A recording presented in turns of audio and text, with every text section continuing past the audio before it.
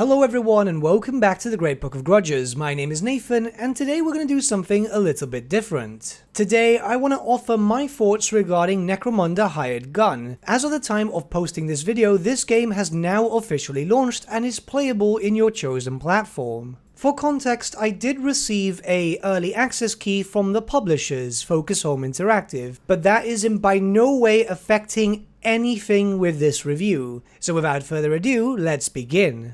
Let's start off strong here because I received a lot of questions regarding this. Yes, you can pet the dog. In fact, your Mastiff is a constant companion, but we'll get to that a little bit later. So what exactly is Necromunda Hired Gun? Well, for this, we're going to have to go through a lot of different things, and I'm going to keep this as spoiler-free as possible. I'd rather not ruin your campaign experience. Necromunda Hired Gun is a fast-paced first-person shooter set in the 41st millennium. And even more so, as the name suggests, it is set in Necromunda, the Imperium of Man's most infamous hive world. When they say this game is fast-paced, they aren't kidding. This is one of those high-action style games, very similar to that of Doom. You want to keep on moving and you want to keep on fighting, or else you might get overwhelmed by a lot of different enemies. With a bunch of different weapon choices, equipment and upgrades available, you are kinda sport for choice, which is always a good thing. What you're seeing on screen right now is one of the generic missions which I'm playing through in order to get some more currency, and we're going to talk about that in just a small bit. But from what you can see on the screen, if I'm not fighting, I'm searching for equipment to then go back into the fight. I was honestly very surprised because A, I am absolutely trash at first-person shooters, and B, I'm not usually too keen. However, when it comes to something in the Warhammer universes, I'm always more willing to check them out. Everything on screen is from a direct 4-hour session where I was just enjoying myself, and it shows for it in the game. Not only that, but it's actually got a pretty good soundtrack, especially when fighting is very heated. There's a lot of metal in this, and it fits with the Warhammer universe, so let's just play that for a few seconds before jumping back into the nitty-gritty.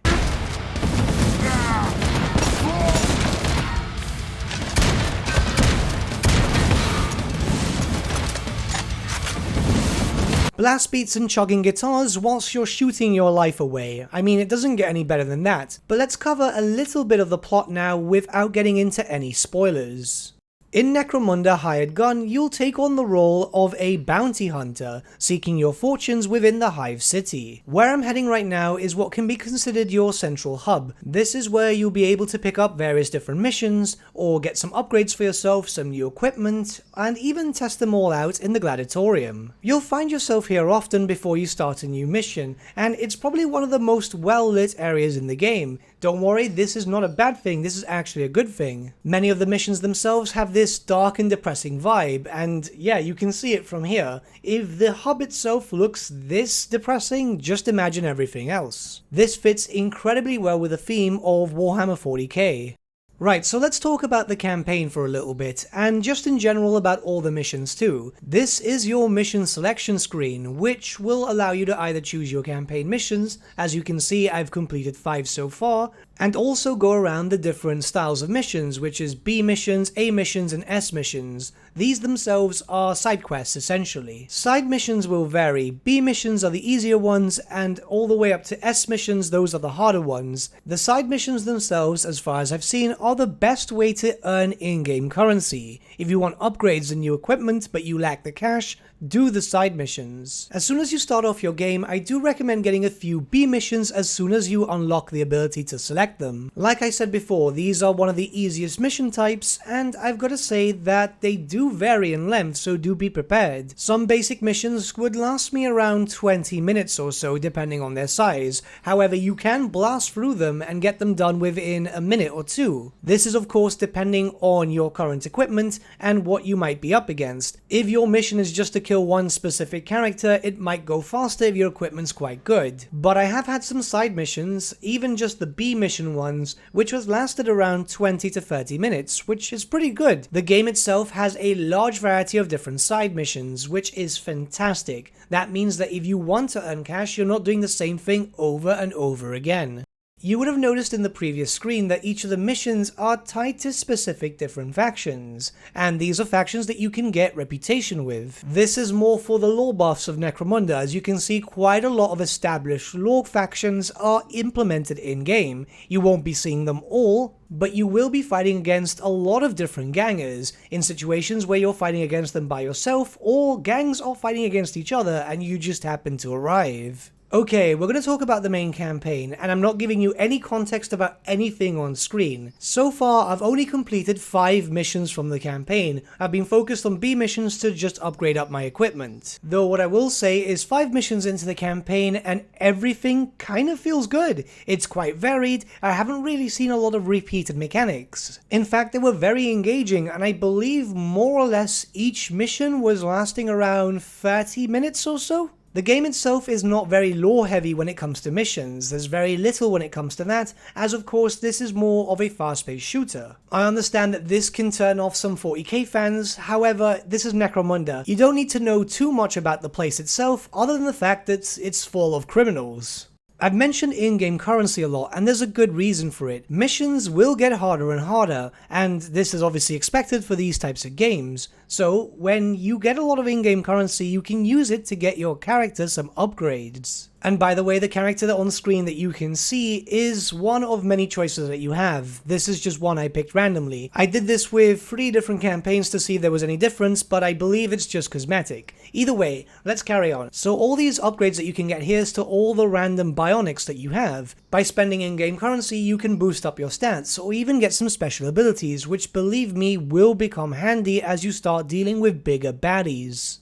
Not only that, but you might remember our pet Mastiff. Well, he can be upgraded too, as we can call him into battle, and of course we're gonna need him to be a little stronger. Doggos in Necromunda are often referred to as cyber mastiffs because they are usually very heavily augmented. You will be calling in the Mastiff quite often when going in missions, and believe me, it's very useful to have him upgraded if possible. As you can see, the upgrades will not only just affect his stats, but will give him some visual changes too. Upgrades or not, and no matter how much of a machine he ends up becoming, he's still a very good boy, so make sure to pet him whenever you can.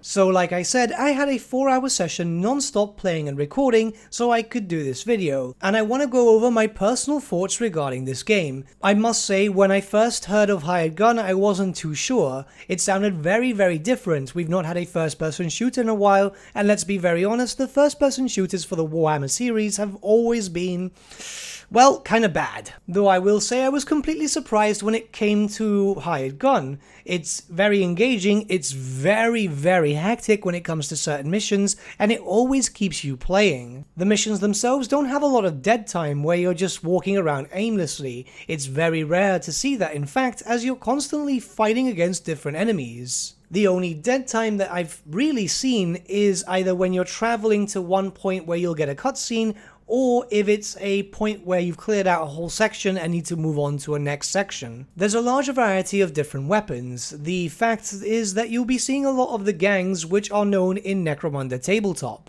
This isn't too useful for people who obviously haven't played the tabletop or any other Necromunda games, but it just means that you're going to see a lot of different enemies coming at you. Loads of heavy flamers, loads of guns, melee weapons. You're not going to be fighting the same type of enemy over and over again, which is fantastic. Variety is of course the spice of life. Now, I will have to say that in some cases, you are seeing a lot of repeated troops, but they're just buffed up to be a lot stronger, which is fine as they normally act as lieutenants, so it's like a officer type character that you'll be fighting against. You won't get a lot of lore in this game, so if you're coming into this game thinking that you're going to learn all about Necromunda, it's not so much learning as more living through it. They won't tell you exactly what these gangs do and so on. Instead, you are more or less learning by playing, which I think is a different system, and it works kind of well. The game isn't too user-friendly when explaining how things are supposed to work. In most cases, you're kind of learning as you're going, which actually isn't too bad of a thing, though it might draw some people away.